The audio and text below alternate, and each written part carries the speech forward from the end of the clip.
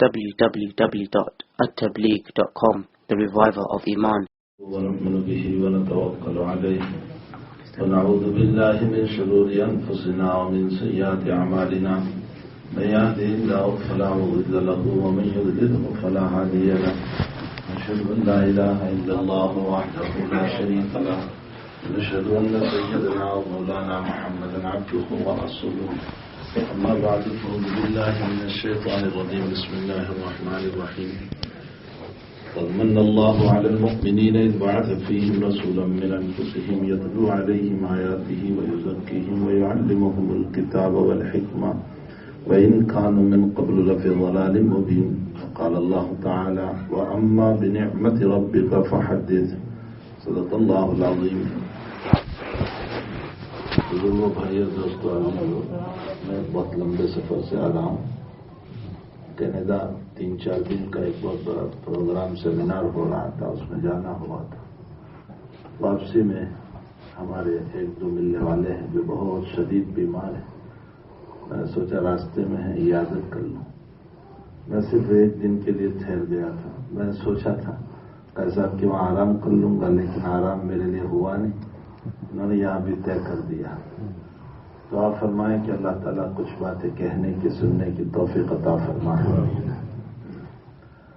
اور حق بات بولنے کی اور حق بات سننے کی ہم سب کو توفیق عطا فرمائے. حقیقت یہ ہے کہ میں نے جو آیت پڑھی ہے، اس آیت کے اندر اگر غور کیا جائے تو تعالیٰ جل شانہ فرماتے ہیں اللہ نے احسان کیا مؤمنین پر. اللہ تعالیٰ اپنا احسان بیان کر رہا ہے. قد من اللہ علی المؤمنین، اللہ کہہ رہا ہے کہ ہمارا تم پر احسان ہے. دنیا میں کسی بھی انسان کو کسی پر احسان جتانے کا حق نہیں، لیکن اللہ کو حق ہے کہ وہ اپنے بندوں پر احسان جتائیں. اللہ کو حق ہے کہ وہ اپنے بندوں کو یوں کہیں کہ میرا تم پر احسان ہے. باقی مجھے، آپ کو، عالم کو، عابد کو، زاہد کو، مبلغ کو، کسی کو بھی کسی پر احسان جتانے کا حق نہیں. قرآن کریم میں اللہ تعالیٰ جل شانہ فرماتے ہیں لا تبطلوا صدقاتکم بالمن والاذی، تم اپنے صدقات کو، اپنی زکاتوں کو، اپنے نفلی عطیات کو احسان جتا کر اور تکلیفیں پہنچا کر ضائع نہ کرو. منن کا معنی احسان جتانا اور اذی کا معنی تکلیف پہنچانا. مثلا کسی کو ہم نے زکات دی اور پھر ہم نے کوئی کام اس کے حوالے کیا اور نہیں کیا اس نے، تو ہم فوراً اس کو کہتے ہیں اچھا میری روٹی پر پڑ رہا ہے. یہ اس کے دل کو ٹھیس پہنچی، یہ ہم نے اس کے دل کو ٹھیس پہنچائی. میرا اتنا سا جملہ میری ہزاروں اور لاکھوں دی ہوئی زکات کے ثواب کو برباد کر دیتا ہے. تو احسان جتا کر اور تکلیفیں پہنچا کر اپنے صدقات کو ضائع نہ کرو. حتیٰ کہ علماء نے لکھا ہے کہ جن کو تم نے دیا ہے ان سے شکر کی امیدیں بھی نہ رکھو. یہ امید نہ رکھو کہ یہ میرا شکریہ ادا کریں. بہت سے لوگ کہتے ہیں کہ مل صاحب رشتے داروں کو ہم اس لیے نہیں دیتے کہ وہ ہمارا شکریہ ہی ادا نہیں کرتے. ہم یہ کہتے ہیں شکر مطلوب ہی نہیں ہے اس میں، ہمیں تو ثواب مطلوب ہے. 2 باتیں، ایک ہے صدقہ، ایک ہے ہدیہ، گفٹ. صدقے میں اللہ کی رضا مطلوب ہے، سامنے والے کی رضا نہیں، جس کو دے رہے ہیں اس کی رضا نہیں. اور ہدیے میں سامنے والے کی رضا مطلوب ہے. ہم جو ہدیہ دیتے ہیں وہ سامنے والے کی رضا مطلوب ہے کہ جس کو ہم دے رہے ہیں وہ ہم سے راضی ہو جائے. اسی لیے ہدیے کے باب میں تو حضرت نے یہ فرمایا کہ چھوٹی چیز بھی ہدیہ دے سکتے ہیں، کوئی عرض نہیں. بلکہ نبی علیہ السلام نے فرمایا کہ بکری کا کھر بھی دے سکتے ہیں، ترکاری بنائی ہے اس کا شوربہ بھی دے سکتے ہیں. اور سامنے والے کو چاہیے کہ اس کو حقیر نہ جانے. کسی نے 2-4 پاؤنڈ دے دیے، 5 پاؤنڈ دے دیے تو یہ نہ سمجھے 5 دیتا ہے ہوں لے والوں. حقیر نہ جانے. کیوں؟ اس لیے کہ اس سے مقصود تیری محبت ہے. اس کی محبت جو دل میں ہے نا، اس نے اپنی محبت کا اظہار کیا. ہمارے وہاں ایک مفتی ابراہیم آجھودی گودھرا میں ہیں، وہاں کے شیخ الحدیث ہیں. مجھے ہر سال وہ 50 روپے ہدیے میں بھیجتے ہیں اور کہلواتے کیا ہیں؟ خمیرہ گاؤ زباں امبری لا کر کھانا.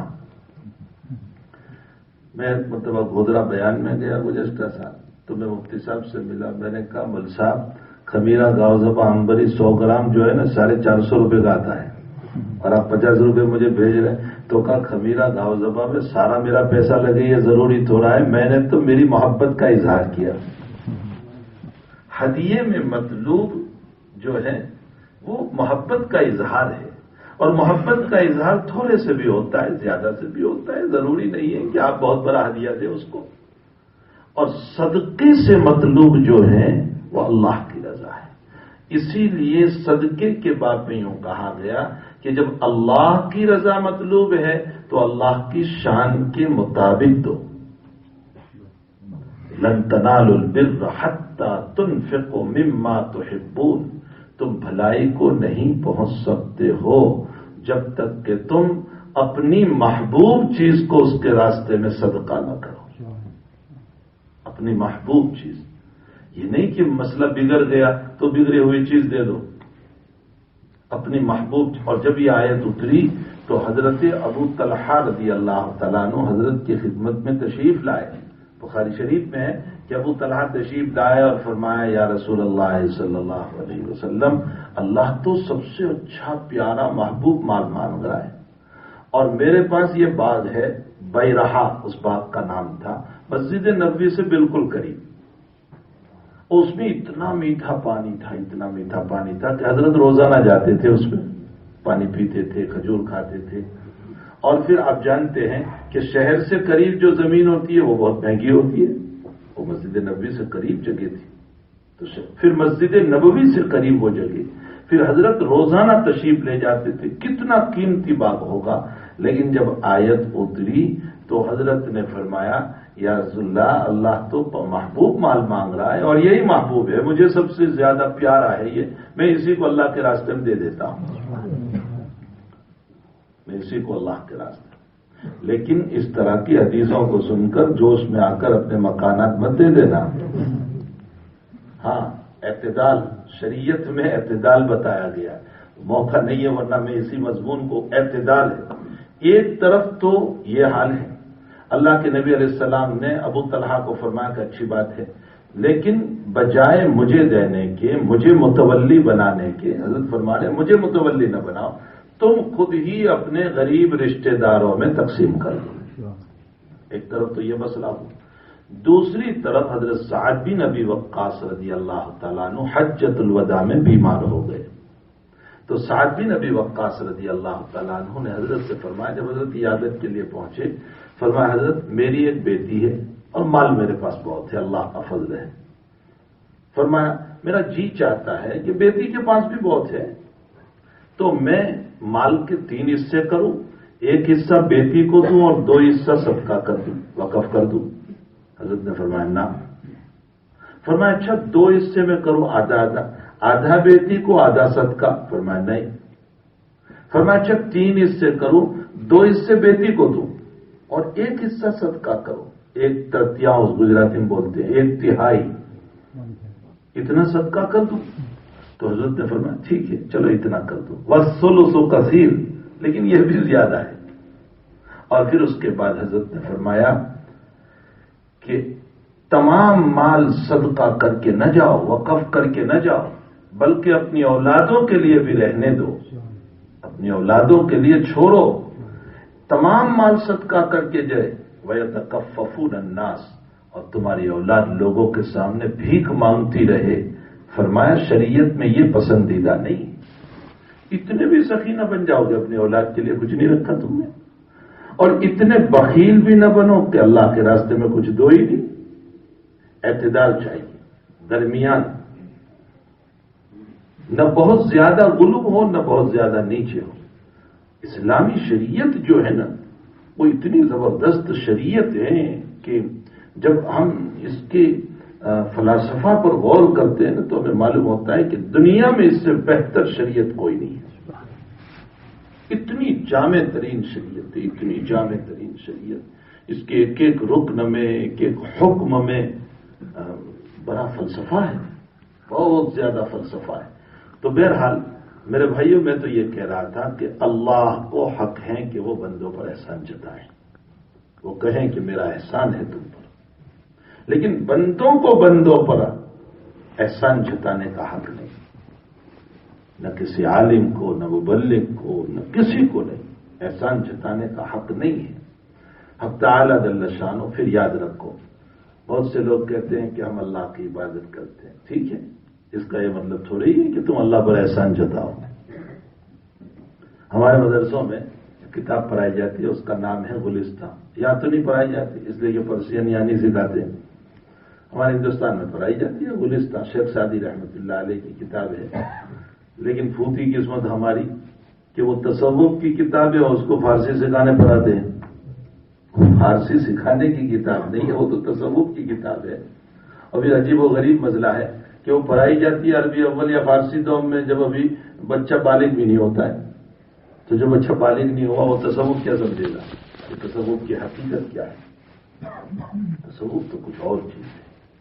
تصوف صرف کسی سے بیعت ہو جانے کا نام تصوف نہیں ہے، دو چار یوں مان لیا یہ تصوف نہیں ہے۔ تصوف کی حقیقت ہے کہ انسان کی زندگی طرز نبوی پر آ جائے، یہ ہے تصوف کا خلاصہ۔ جنید بغدادی رحمۃ اللہ علیہ نے فرمایا، ہواؤں میں اڑنا تصوف نہیں، پانی پر مسلح کا بچھانا تصوف نہیں ہے، یہ تصوف نہیں ہے۔ فرمایا زندگی سنت نبوی پر آ جائے، یہ تصوف ہے۔ یہ ہے، چاہے کوئی کرامت ہمارے ہاتھوں سے ظاہر نہ ہو، ایک بھی نہ ہو، لیکن سنت ہے زندگی۔ علامہ انور شاہ صاحب رحمۃ اللہ علیہ فرماتے ہیں کہ ہزاروں تمہارے شیخ نے تمہیں اجازت دے دی، خلافت دے دی، قبر میں اللہ یہ نہیں پوچھے گا کہ تم کس کے خلیفہ تھے، یہ نہیں پوچھے گا۔ وہاں تو یہ پوچھا جائے گا میرے نبی کی اتباع کتنی کی تھی، من نبیوں کا، انکم تفتنون فی قبورکم، بخاری شریف میں ہے، اللہ کے نبی فرماتے تم میرے باب میں آزمائے جاؤ گے، قبر میں میرے متعلق سوال ہوگا۔ تصوف نام ہے اتباع نبوی کا، نبی علیہ السلام کی زندگی ہمارے اندر آ جائے، اس کو تصوف کہا جاتا ہے۔ تو وہ کتاب تصوف کی ہے، شیخ سعدی رحمۃ اللہ علیہ نے جو لکھی ہے، اس میں ایک واقعہ نقل کرنے کے بعد شیخ سعدی ایک شعر لکھتے ہیں فارسی میں، پرسین میں، منت منہ کے خدمت سلطان ہمی کنی، منت شناس کے بادشاہ ترا بخدمت داش۔ فرمایا تو یہ احسان مت جتا بادشاہ پر کہ میں تمہاری خدمت کر رہا ہوں، بادشاہ کا احسان مان کہ اس کے بہت سارے کام کرنے والے تھے، تجھے چوائس کر لیا، اس کا احسان ہے کہ تجھے چوائس کیا۔ یہ کہہ کر شیخ سعدی یہ فرماتے ہیں اللہ پر یہ احسان مت جتا کہ میں نماز پڑھ رہا ہوں، روزہ رکھ رہا ہوں، فلاح کر رہا ہوں، سخاوت کر رہا ہوں، اس کا احسان مان کے اس نے تجھے توفیق عطا فرمائی۔ بخاری شریف میں روایت ہے کہ بندہ جب نماز پڑھتا ہے اور نماز پڑھنے کے بعد اللہ سے کہتا ہے میرے مولا تیری توفیق نہ ہوتی تو میں کیسے پڑھتا، تیری مدد نہ ہوتی میں کیسے پڑھتا، تو نے مجھ کو قوت دی، میں مسجد تک آیا، میں نے نماز پڑھی۔ جب بندہ اپنی عاجزی کا اظہار کر کے منسوب اللہ کرتا ہے تو اللہ کیا کہتا ہے، نہ میرے بندے چل کر کے تو آیا، ٹھنڈے پانی سے وضو تو نے کیا، میٹھی نیم کو قربان تو نے کیا، ساری قربانیاں تیری اور تو میری طرف منسوب کر رہا، نہیں نہیں نہیں، سب کچھ تیرا ہے، تیری اس نماز پر میں تیری مغفرت کرتا ہوں۔ اور جب بندہ یوں کہتا ہے میں نے نماز پڑھی، میں آیا، تو اللہ کہتا ہے توفیق تو میں نے دی تھی تجھے، اگر توفیق نہ دیتا تو کیا کر سکتا تھا، اور اس پر تو کہہ رہا ہے کہ میں نے کیا۔ مسلم شریف میں ایک روایت ہے کہ بندے کو جب اپنی عبادت پر پراؤڈ ہوتا ہے، غرور، تو نبی علیہ الصلوۃ والسلام فرماتے ہیں، صحیح ترین روایت مسلم شریف کی، حضرت فرماتے ہیں کہ ایک بندے نے جو عابد تھا، زاہد تھا، بنی اسرائیل کا واقعہ حضرت بیان فرما رہے ہیں، عابد تھا، زاہد تھا، اس نے ایک مجرم بندہ، ایک گنہگار بندہ، اس پر یہ جملہ کہہ دیا، واللہ واللہ واللہ لا یغفر اللہ تعالی اللہ کی قسم، اللہ کی قسم، اللہ کی قسم، اللہ اس کو معاف نہیں کرے گا۔ تو اللہ نے اس زمانے کے نبی پر وحی بھیجی، اور تعالی ہمارے آقا اس واقعے کو بیان فرما رہے ہیں، اور صحیح ترین روایت ہے مسلم شریف۔ اللہ نے وحی بھیجی اور یوں فرمایا، میرے اس بندے کو جو عابد ہے، زاہد ہے، اس سے کہہ دو، تو کون مجھے قسم دے کر کے یوں کہنے والا کہ میں مغفرت نہیں کروں گا؟ تو کون؟ اس کا مطلب تجھے تیری عبادت پر غرور ہے، تکبر ہے۔ اسمع، سن میرے بندے، میں نے اس کے سارے جرموں کو، گناہوں کو معاف کر دیا، اور تیرے پراؤد اور غرور کی وجہ سے تیری عبادت کے سارے ثواب کو میں نے ختم کر دیا۔ شراب کا نشہ بھی اتر جاتا ہے، پیسوں کا خمار بھی کبھی اتر جاتا ہے، پیسوں کا بھی اترتا ہے، بیماری آتی ہے تو وہ بھی اتر جاتا ہے، لیکن عبادت کا خمار جلدی نہیں اترتا، اور لوگوں کی تحقیر کرتے ہیں۔ بھائیو، یہ یقینی بات ہے کہ جرم جرم ہے، لیکن جرم برا ہوتا ہے آدمی سے، آدمی کی توہین نہ کرو، بے عزتی اس کی نہ کرو، جرم کو برا جانو، یہ شرابی ہے، کبابی ہے، اچھا نہیں ہے۔ اگر اللہ کے حبیب پاک صلی اللہ علیہ وسلم آدمی کو برا سمجھ لیتے تو ایک بھی کافر کو اپنے سینے سے نہ لگاتے، کوئی مسئلہ نہیں تھا کہ حضرت اپنے سینے سے لگاتے۔ بہرحال حق تعالیٰ جل شانہ کو حق ہے کہ ہم پر احسان جتائے، وہ کہیں کہ میرا تم پر احسان ہے، باقی ہمیں یہ حق نہیں ہے کہ ہم کسی پر احسان جتائیں۔ کچھ ایسے کچے پکے لوگ تھے، ایمان میں پکے نہیں تھے، وہ حضور کی خدمت میں آئے، دیہاتی لوگ تھے، وہ حضرت کی خدمت میں آئے اور کہنے لگے، محمد ہماری وجہ سے مسلمانوں کی میجورٹی ہوئی، ہم اسلام لائے، ہمارا احسان ہے آپ پر۔ اللہ آیت اتاری قرآن میں، فرمایا لا تمنوا علی اسلامکم بل اللہ یمن علیکم ان ہداکم للایمان ان کنتم صادقین۔ فرمایا پیغمبر آپ ان سے کہہ دو کہ مجھ پر احسان مت جتاؤ کہ ہم اسلام لائے، بل اللہ یمن، بلکہ اللہ کا احسان مانو کہ اس رب نے تمہیں ایمان کی ہدایت عطا فرمائی۔ بل اللہ یمن علیکم ان ہداکم للایمان ان کنتم صادقین، اگر تم سچے مسلمان۔ ایک واقعہ ایسا بھی روایتوں میں ملتا ہے، صحیحین کی روایت ہے، حنین کے موقع پر جو سن ہجری 8 میں ہوا، شوال میں، کچھ بھگدڑ مچی اور پھر اللہ نے کامیابی عطا فرمائی مسلمانوں کو، بہت مال غنیمت آیا، اور حضرت نے وہ سارا مال غنیمت تقسیم کیا۔ کن میں تقسیم کیا حضرت نے؟ یہ سارا مال غنیمت حضرت نے مکے والوں میں تقسیم کیا، جو ابھی 20 دن پہلے مسلمان ہوئے۔ ارے بھائی، مکہ تو رمضان میں ہوا تھا، فتح مکہ، اور حنین شوال میں ہوا، تو 20 دن پہلے مسلمان ہوئے تھے۔ حضرت نے سارا مال مکے والوں کو دے دیا۔ تو کچھ انصاری صحابہ تھے، جوان صحابہ تھے، ان کو جوش آیا، اور جوانوں کو جوش بہت آتا ہے، اسی لیے میں کہتا ہوں جوان مولوی بھی ایک دم جوش میں نہ آئے۔ جوان مولویوں کا حال یہ ہوتا ہے کہ ہر وقت استعفی جیب میں لے کر گھومتے رہتے، ذرا کچھ ہوا لیجیے چلا میں۔ ارے بھائی، ایسے کام تھوڑے ہی ہوتا ہے، جم کر رہنے سے کام ہوتا ہے۔ تمہارا دعویٰ ہے کہ ہم وارث نبی ہیں، تو نبی پر حالات آئے ہیں تو تم پر بھی آئیں گے، یہ تو برداشت کرنا ہوگا۔ ایک طرف ہمارا دعویٰ وراثت نبوی کا، اور وارث نبوی کا حال یہ ہو کہ ذرا بھی برداشت نہ کر سکے، تو جوانوں کو جوش بہت ہوتا ہے۔ تو کچھ نوجوان انصاری صحابہ تھے، ان کو جوش آیا، انہوں نے یوں کہا کہ دیکھو، نبی علیہ السلام کی قوم مسلمان ہو گئے تو اب حضرت اپنی قوم کے ہو گئے۔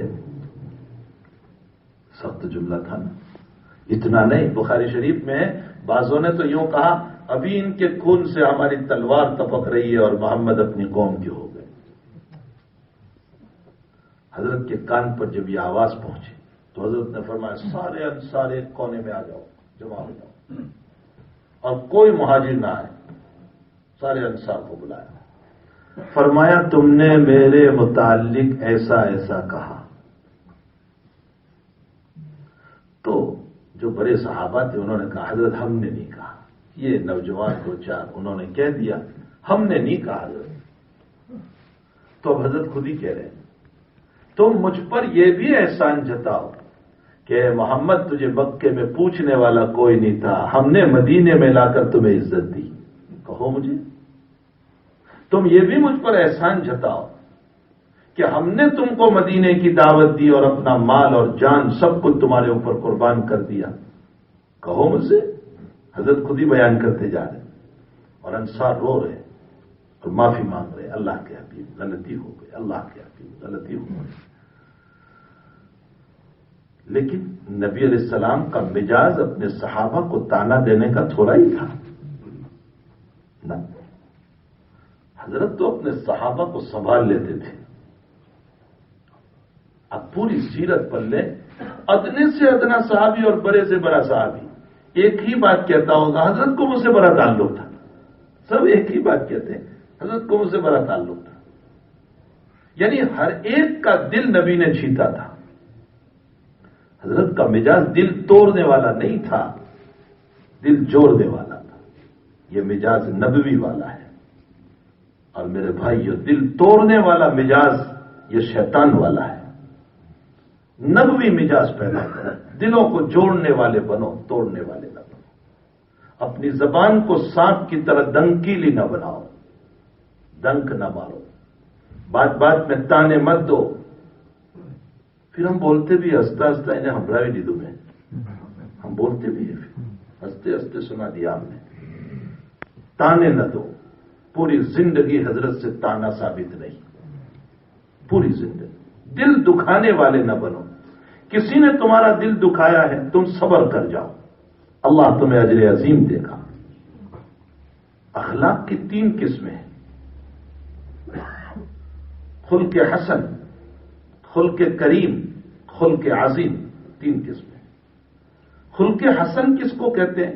آپ نے میرے ساتھ جتنا معاملہ کیا اتنا میں آپ کے ساتھ کر لوں، آپ نے مجھے 1 تھپڑ مارا میں بھی آپ کو 1 تھپڑ مار دوں، جائز ہے، شریعت محمدی میں جائز ہے۔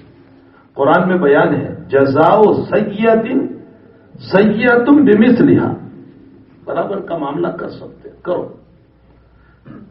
اس سے آگے خلق کریم ہے۔ خلق کریم کا معنی ہوتا ہے بدلہ نہ لو بلکہ معاف کر دو، درگزر کر دو اس کو۔ فمن عفا واصلح فاجرہ علی اللہ، لیکن اگر تم نے معاف کر دیا اور اس سے معاملہ سلجھا لیا، صلح کر لی، تو کیا ہوگا؟ تمہارا اجر اللہ کے ذمہ واجب ہو گیا۔ فاجر، یہ خلق کریم ہے کہ تم نے معاف کر دیا اس کو۔ اور خلق عظیم کس کو کہتے ہیں؟ خلق عظیم نبی کے باب میں انک لعلی خلق عظیم۔ خلق عظیم کس کو کہتے ہیں؟ خلق عظیم کا معنی ہوتا ہے کہ بدلہ لینا تو درکنار، معاف کیا اور معاف کر کے احسان بھی کرو اس پر، معاف بھی کرو احسان بھی کرو۔ احسان یہ حضرت کا مزاج تھا، صرف معاف نہیں کرتے تھے۔ حنین میں بھگدڑ جب بچی ہے، بہت سخت حالات تھے، 10 15 12 ہزار صحابہ تھے۔ اب ایسے وقت میں کون کس کو دیکھتا ہے؟ تو ایک صحابی بھاگتے ہوئے چلے، حضرت کھڑے تھے، حضرت کے پاؤں پر ان کا پاؤں پڑ گیا، ان کا جوتا سخت تھا، حضرت کے پاؤں پر چوٹ آئی۔ حضرت نے فرمایا انک آذیتنی، اتنا ہی فرمایا، انک آذیتنی، تو نے مجھ کو تکلیف پہنچائی۔ خیر وہ صحابی وہاں سے نکلے اور رو رہے ہیں کہ نبی نے جب کہا کہ مجھے تکلیف پہنچی تیری وجہ سے، نہ معلوم میرے متعلق اب کیا وحی اترے گی۔ حضرات یہ صحابہ تو بہت ڈرتے تھے، بہت دور چلے گئے کہ میرے متعلق کوئی وحی نہ اتر جائے۔ دوسرے دن صبح کو حضرت کے سیکرٹری بلال رضی اللہ تعالیٰ عنہ تھے، مالیاتی سارے مسئلے میں، فرمایا بلال وہ جناب کو بلاؤ۔ ان کو بلایا، اپنے سینے سے قریب کیا حضرت نے۔ وہ صحابی کانپ رہے تھے کہ نہ معلوم کیا میرے متعلق وحی اتری ہوگی۔ قریب بلایا اور حضرت نے فرمایا کل میں نے تم کو یہ بات کہی تھی کہ مجھے تکلیف تم نے پہنچائی، تمہیں اس سے تکلیف ہوئی ہوگی، میں تم سے معافی چاہتا ہوں۔ ایک جملے پر میں تم سے معافی چاہتا ہوں۔ اور اوپر سے 7 اونٹ ان کو ہدیہ دیا، 7 اونٹ خلق عظیم میرے بھائیو بہت بڑی چیز. حسن بصری کی کوئی غیبت کرتا تھا رحمت اللہ علیہ کی تو حضرت ہدیہ بھیجتے تھے اس کے وہاں اور یوں کہتے تھے تم نے مجھ کو جو غیبت کر کے ثواب دیا وہ ثواب تو میں تم کو نہیں دے سکتا ہوں لیکن کم سے کم دنیا کی چیز دے دیتا ہوں. خواجہ عثمان ہارونی رحمت اللہ علیہ جو معین الدین چشتی رحمت اللہ علیہ کے پیر و مرشد ہے اور معین الدین چشتی علیہ الرحمٰن نے 19 سال ان کی خدمت کی, انہیں سے پھر خلافت ملی. خواجہ عثمان ہارونی ایک جگہ سے گزر رہے تھے, اچانک اوپر سے کسی نے راکھ ڈالی چولہے کی, پتہ نہیں ہوگا ڈال دی ہوگی. تو مریدوں نے کہا کہ حضرت یہ کون ہے جو آپ کی توہین کی, آپ پر راکھ ڈال دی, ہم اس کی خبر لیتے. دنیا کا دستور ہے کہ مرید زیادہ گرم ہوتے ہیں پیر کے مقابلے میں کون ہے ہم اس کی خبر لیں. حضرت نے فرمایا کسی کی خبر لینے کی ضرورت نہیں, اپنی خبر لو. جملہ سنو, شیخ سعدی نے جو ہے نظام الدین اولیاء نے اس واقعے کو نقل کیا ہے. فرمایا اپنی خبر لو اور اس کے بعد ایک جملہ فرمایا آگے چل کر, فرمایا اللہ کا احسان ہے اس نے راکھ ڈالی چولہے کی, ورنہ میں تو اتنا مجرم ہوں کہ آگ ڈالنے کے قابل ہوں. بڑی چیز ہے انسان کی زندگی ایسی ہو, دل توڑنے والے نہ بنو, دلوں کو جوڑنے والے بنو. ابھی میں وہاں گجرات میں چل رہا تھا تو ایک رکشا کے پیچھے لکھا ہوا تھا, میں نے عجیب اس سے میں نے کہا یہ بھی بات تھی, اس نے پیچھے لکھا ہوا تھا اپنے معاملات سے ہنسنا سیکھو, رونا تو حالات تم کو خود ہی سکھا دیں گے. رونا تو حالات میں انسان خود ہی سیکھ جاتا ہے, جب حالات آتے ہیں تو خود بخود رو پڑتا ہے. زندگی میں نہیں رویا وہ حالات میں رو پڑتا ہے. لیکن اپنے اچھے اخلاق سے ہنسنا سیکھو تو دل ملانے والے بنو, دل توڑنے والے نہ بنو. یہ نبی کی سنت ہے, اور دل توڑنا یہ شیطان کی سنت ہے. جناب نبی کریم صلی اللہ علیہ وسلم کا یہ معمول نہیں تھا کہ وہ دلوں کو توڑتے تھے. حضرت نے جو بات کہنا تھا وہ کہہ دی, اور یہ باتیں بھی کیوں کہی کہ تم مجھ پر یہ احسان جتاؤ, یہ اس لیے کہا کہ تم نے جو وہ مجھ پر کہا نا کہ ہماری تلواروں سے خون دبک رہا ہے اور اب حضرت مکے کے ہو گئے, حضرت یہ بتانا چاہتے تھے احسان مت جتاؤ, یہ بتانا چاہتے تھے. یہ تعلیم ہو گئی, نصیحت ہو گئی.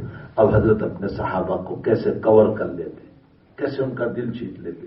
حضرت نے فرمایا ارے تم لوگ عجیب ہو انصار, وہ جو میں نے مال دیا اس پر تم اتنے ناراض ہو گئے, جو مال دیا مکے والوں اس پر تم ناراض ہو گئے. اوہو, مکہ والے مال کو لے کر جائیں گے, تم اپنے نبی کو لے کر جاؤ گے. انصار کا جی کتنا خوش ہو چکا ہوگا. مکہ والے مال لے کر جائیں گے, تم اپنے نبی کو لے کر جاؤ گے. پھر آگے فرمایا الانصار شعار والناس دثار, سارے لوگ جو ہیں وہ میرے اوپر کا کپڑا ہے. حضرت فرماتے اور انصار جو ہے نا میرے اندر کا کپڑا ہے, یعنی میرے دل سے لگے ہوئے ہیں. پھر حضرت نے فرمایا لولا الہجرت لکنت من الانصار, اگر ہجرت کا لیبل مجھ پر نہیں ہوتا, چونکہ حضرت بھی ہجرت کر کے آئے تھے, فرمایا ہجرت کا لیبل مجھ پر نہ ہوتا میں اپنے آپ کو انصاری کہلواتا. کیسا جی خوش ہو. یہ تو بخاری مسلم کی روایت ہے, اور تاریخ کی روایتوں میں آگے یہ بھی لکھا ہے کہ حضرت نے یہ فرمایا کہ تم ان کے مال کو دیکھ کر اس طرح سوچنے لگے, ارے وہ تو مال لے کر جائیں گے, تم اپنے نبی کو لے کر جاؤ گے. نبی کا مسکن بھی مدینہ رہے گا, نبی کا مدفن بھی مدینہ رہے گا. میں نے اس کا ترجمہ کیا, ابن کثیر میں یہ جملہ ہے, میں نے اس کا ترجمہ کیا کہ حضرت یہ بتانا چاہتے ہیں کہ میرا جینا بھی تمہارے اندر ہوگا, میرا مرنا بھی تمہارے اندر ہوگا. یہ ہے میرے بھائیو دل جیت لینا, بہت بڑی چیز ہے. بہت مشہور روایت ہے حضرت حنظلہ رضی اللہ تعالیٰ عنہ, بہت مشہور. نافقہ حنظلہ, حنظلہ منافق ہو گیا, حنظلہ منافق ہو گیا. صدیق اکبر میں لکھا کیسے منافق, کہا نبی کی مجلس میں اور کیفیت ہے, گھر پہ اور کیفیت ہے. یہاں بیٹھتے ہیں تو ایسا لگتا ہے کہ ابھی تو اپنے عوض کروں, اور گھر جاتے ہیں تو پھر کیفیت بدل جاتی ہے. تو یہ حالت کا بدل جانا یہ نفاق نہیں ہوا تو اور کیا ہوا. صدیق نے کہا اگر اسی کو نفاق کہتے ہیں تو یہ مجھ میں بھی ہے کہ جو کیفیت نبی کی مجلس میں وہ گھر پہ نہیں رہتی. دونوں چلے اور اپنا پورا حال رکھا. تو حضرت نے فرمایا ہاں کذا و ہاں کذا. یہ بھی ایمان, یہ بھی ایمان. اب اگر ہم جیسے نادان شیخ کے پاس، استاذ کے پاس کوئی شاگرد آ کر اس طرح بیان کرتا تو میں صحیح کہتا ہوں، ہم یوں کہتے کہ نہ تارے گھر بھی برابر ریہو پر ہے، ایسا نہیں چلے گا، گھر پہ بھی تجھے برابر رہنا پڑے گا، یہ کیا کہ یہاں اچھی حالت ہے وہاں بدل جاتی ہے، ہم فوراً اس کو کہہ دیتے گھر والا ایمان برابر نہیں ہے تیرا، ہم یہ کہہ دیتے۔ حضرت نے کیسے صحابی کو کور کیا، ان کے دل کو ٹھیس نہیں پہنچائی، ٹوٹنے نہیں دیا۔ لیکن اس حدیث شریف کی شرح میں ایک حدیث کا طالب علم ہوں، اور الحمدللہ بہت کتاب حدیث کے بعد میں اللہ نے مقدر فرمائی میں نے دیکھی، لیکن اس حدیث کی شرح اور تشریح ہمارے حضرت مولانا قاسم صاحب نانوتوی رحمت اللہ علیہ نے جو فرمائی ہے وہ متقدمین کی کتابوں میں نہیں ملتی۔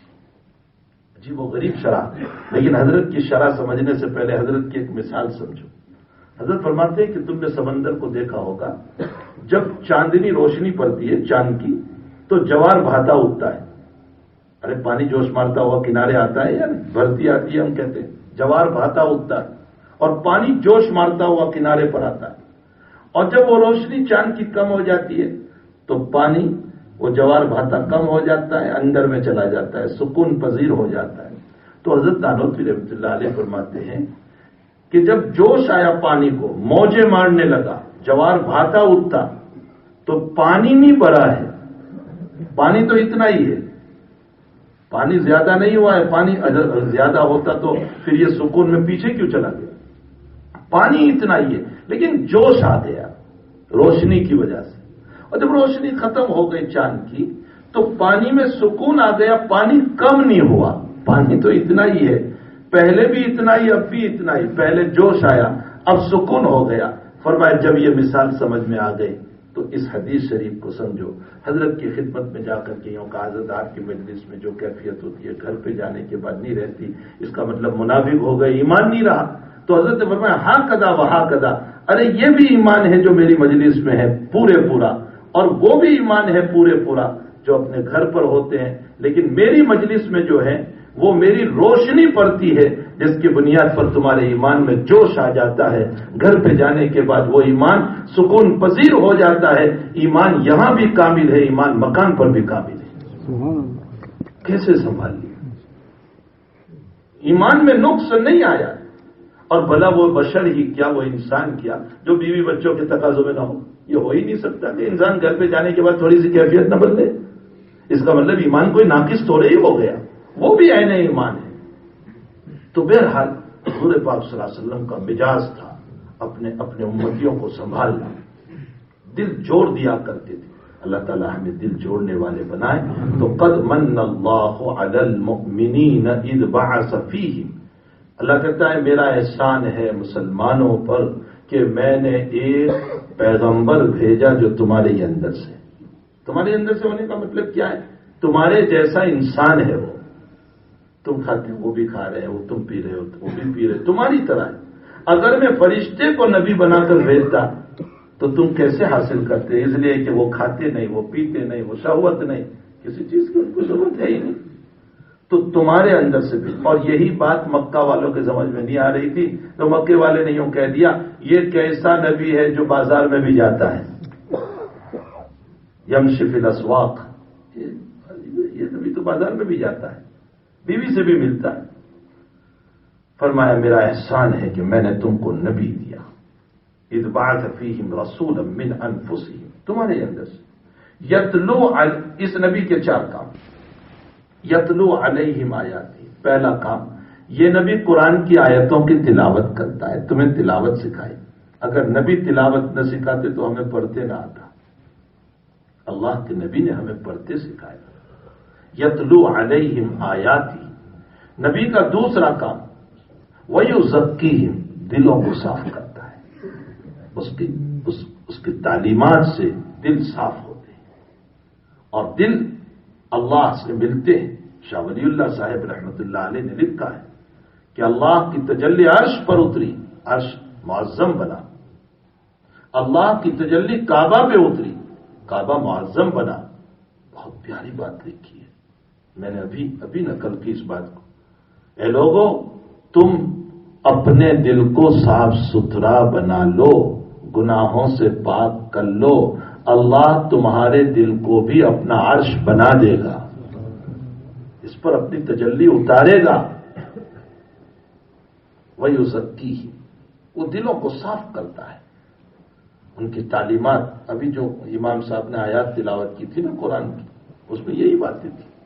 بدظنی قائم نہ کرو، غیبت نہ کرو، بیس الاسم الفسوق بعد الایمان، ایمان کے بعد بدترین گناہ ہے یہ سب۔ تو دلوں کو صاف کرتا ہے۔ مسلم شریف میں ایک روایت ہے، حضرت عثمان بن ابی العاص رضی اللہ تعالیٰ، اللہ کے نبی نے ان کو بلایا، فرمایا اما قوم، جا قوم کی امامت کرا، قوم کو نماز پڑھا۔ انہوں نے کہا انی وجدت فی قلبی شیئا، میرے دل میں کوئی چیز ہے اللہ کے حبیب، میں نماز نہیں پڑھا سکتا۔ کیا چیز تھی؟ محدثین کہتے ہیں کہ بعضوں نے تو یوں کہا کہ دل میں تکبر ہے، اب میں اگر نماز پڑھاؤں گا تو تکبر اور آ جائے گا، دیکھا میں تو امام ہوں۔ اور بعضوں نے کہا گندے خیالات ہیں۔ تو حضرت نے اپنے قریب بلایا ان کو، عثمان ادھر آ، پھر یوں ہاتھ رکھا سینے پر اور یوں گھمایا، پھر کہا پیچھے مڑ جا، وہ پیچھے مڑے تو حضرت نے پیچھے ہارٹ کے بالکل مقابل میں ہاتھ گھمایا۔ وہ صحابی فرماتے ہیں کہ دل کے سارے خیالات اسی وقت ختم ہو گئے۔ مسلم شریف کتاب الصلاۃ کی روایت ہے، سارے خیالات۔ نبی دلوں کو صاف کرتا ہے۔ ایک صحابی آئے، فرمایا اللہ کے حبیب ایمان تو میں لے آیا، قبول کر لیا، لیکن مجھے زنا کی لت ہے، اب مجھے اس کی ہدایت دیجیے۔ ابو داؤد شریف میں مجھے زنا کی ہدایت دیجیے۔ آج کل کوئی پوچھے تو صحیح شیخ کو کہ مجھے زنا کی ہدایت دیجیے، تھپڑ مار کر نالائق کہیں کہ کیا بول رہا ہے تو زنا کی ہدایت۔ بعض صحابہ کے تیور بدلے تھے، روایت میں ہے کہ بعض صحابہ غصے ہوئے، یا رسول اللہ یہ کیا کہہ رہا ہے آپ کو، زنا کی اجازت مانگ رہا ہے۔ حضرت نے فرمایا اس کو کچھ نہ کہو، اپنے قریب بلایا اور بلانے کے بعد کہا تو جو سوچ رہا ہے زنا، اگر تیری بہن کے ساتھ کوئی یہ مسئلہ کرے تو، تیری ماں کے ساتھ کوئی مسئلہ کرے تو، تیری بیٹی کے ساتھ کوئی یہ مسئلہ کرے تو پسند کرتا ہے؟ فرمایا بالکل نہیں۔ تو فرمایا جس عورت کے ساتھ تو سوچ رہا ہے وہ بھی تو کسی کی بہن ہے، وہ کسی کی ماں ہے، وہ کسی کی بیٹی ہے۔ اسی وقت وہ صحابی قدموں میں پڑ گئے، حضرت میں زنا سے توبہ کرتا ہوں۔ کیا طریقہ تھا نبی کریم صلی اللہ علیہ وسلم کا، کیسے اپنے صحابہ کو قریب کر لیا کرتے تھے، ان کی تربیت کر لیا کرتے تھے۔ میرے بھائیوں، مار دھار سے مسئلے حل نہیں ہوتے، غصوں سے مسئلے حل نہیں ہوتے۔ تربیت اولاد کے بعد میں بھی نبی کا یہ طریقہ اپناؤ۔ بچپن سے بچوں کو وہ پیار اور محبت دو کہ تمہارے بغیر بچہ جی نہ پائے اور وہ بچہ تمہاری ہر بات کو ماننے والا ہو جائے۔ یہ نبوی مزاج ہے۔ وَيُزَكِّيهِ وَيُعَلِّمُهُمُ الْكِتَابَ وَالْحِكْمَةَ۔ اور نبی کیا کام کرتے؟ تمہیں قرآن کے معانی بتاتے، اندرونی غوامض اور روامض بتاتے۔ وَيُعَلِّمُهُمُ الْكِتَابَ وَالْحِكْمَةَ وَإِنْ كَانُوا مِنْ قَبْلُ لَفِي ضَلَالٍ مُبِينٍ۔ فرمایا اس سے پہلے، اس نبی کے آنے سے پہلے، اس قرآن کے آنے سے پہلے تم کھلے گمراہی میں تھے، تمہارے پاس علم نہیں تھا۔ ہم نے اپنے نبی اور قرآن کے ذریعے سے تمہیں علم دیا، تو احسان ہوا کہ نہیں؟ نبی کا احسان ہے، اللہ کا احسان ہے۔ اور والضحیٰ کی آخری آیت وَأَمَّا بِنِعْمَةِ رَبِّكَ فَحَدِّثْ۔ نبی پر 3 نعمتیں اللہ نے اپنے بیان فرمائی۔ میں نے تمہارے ساتھ یہ أَلَمْ يَجِدْكَ يَتِيمًا فَآوَىٰ وَوَجَدَكَ ضَالًّا فَهَدَىٰ وَوَجَدَكَ عَائِلًا فَأَغْنَىٰ۔ ہم نے یتیم پایا تو ہم نے ٹھکانہ دیا، غریب پایا ہم نے مدد کی، وَوَجَدَكَ ضَالًّا بے علم پایا علم دیا۔ تو اب تمہیں بھی 3 کام کرنا ہے، یتیم کو نہ جھلکو، مسکین کو نہ جھلکو، اور ہم نے جو علم دیا ہے فحدث، اس کو بیان کرو۔ بیان کرنے کا مطلب یہ ہے کہ یہ اللہ کی نعمت ہے، نعمت کو بیان کرنا چاہیے۔ معلوم ہوتا ہے اللہ کی نعمت کو شکرانے کے انداز میں بیان کرو، ناشکرے بن کر زندگی نہ گزارو، شکرانے کا انداز اپناؤ۔ ہمیں چاہیے کہ ہم اپنی زندگی کو شاکرانہ بنائیں۔ میں نے ابھی دوپہر کو ظہر کے بعد 2-5 منٹ کی مجلس میں ایک حدیث نقل کر کے بتایا کہ اللہ کے نبی فرماتے جس کو 4 نعمتیں ملی اس کو نعمت عظمیٰ مل گئی، بہت بڑی نعمت۔ فرمایا اللہ نے جس کو لسانا ذاکرہ، ذکر کرنے والی زبان دے دی، بہت بڑی نعمت ملی۔ بہت بڑی نعمت. یہ جو نبی نے ہر وقت دعائیں سکھائی ہے وہ اسی لیے تاکہ میرا امتی ذکر میں رہے. لسانً ذاکرا وقلبًا خاشعا، جس کو اللہ سے ڈرنے والا دل مل گیا. مخلوق سے ڈرنے والے تو بہت تھے، اللہ سے ڈرنے والا دل مل گیا، بہت بڑی نعمت ملی. اور نمبر 3 وبدنً صابرا، صبر کرنے والا بدن مل گیا. حالات، مسائل، پریشانیاں، بیماریاں، بے چینیاں، دکان نہیں چل رہی ہے، جاب نہیں مل رہا ہے، کاروبار سے پریشان ہے، بیوی بیمار ہے، بیوی کو کینسر ہے، فلاں کو یہ مرض ہے، خود بیمار ہے. ان حالات کے اندر انسان صبر کر لے. صبر بہت بڑی چیز ہے. وبدنً صابرا وامرأۃ الصالحہ، اور جس کو نیک عورت مل گئی. چوتھی نعمت جس کو نیک عورت مل گئی. اس لیے کہ نیک عورت بے نمازی کو نمازی بنا دیتی ہے. نیک عورت سونے والے شوہر کو نماز کے لیے اٹھا دیتی ہے. مسلم شریف میں ہے اللہ ہنستا ہے یعنی خوش ہوتا ہے اس عورت کے اوپر جو صبح نماز کے لیے اٹھتی ہے اور اپنے شوہر کے منہ پر ہلکا سا پانی چھڑک کر کہتی ہے میں بھی اس کو یاد کر لوں، تم بھی اس کو یاد کر لو. حضور فرماتے اللہ خوش ہوتا ہے، اس پر ہنستا ہے اللہ. اور جو مرد ایسا کر رہا ہے اللہ تعالیٰ اس پر بھی خوش ہوتا ہے. تو وامرأۃ الصالحہ، جس کو نیک عورت مل جائے اس کا گھر آباد ہو جاتا ہے. اس کا گھر جنگل نہیں بنتا، اس کا گھر جہنم نہیں بنتا، بلکہ اس کا گھر آباد ہو جاتا ہے. یہ 4 نعمتیں بہت بڑی ہیں. اللہ تعالیٰ جل شانہ ہمیں اس کی نعمتوں کی قدردانی کی توفیق عطا فرمائے. اور اس نے جو کچھ ہمیں عبادت اور جو کچھ ہمیں خیرات یا اچھے کام کرنے کی توفیق دی اس پر بجائے احسان جتانے کے، اس مالک کے شکر گزار بننے کی اللہ ہم سب کو توفیق عطا فرمائے. اللہم صلی وسلم دائما ابدا علی حبیب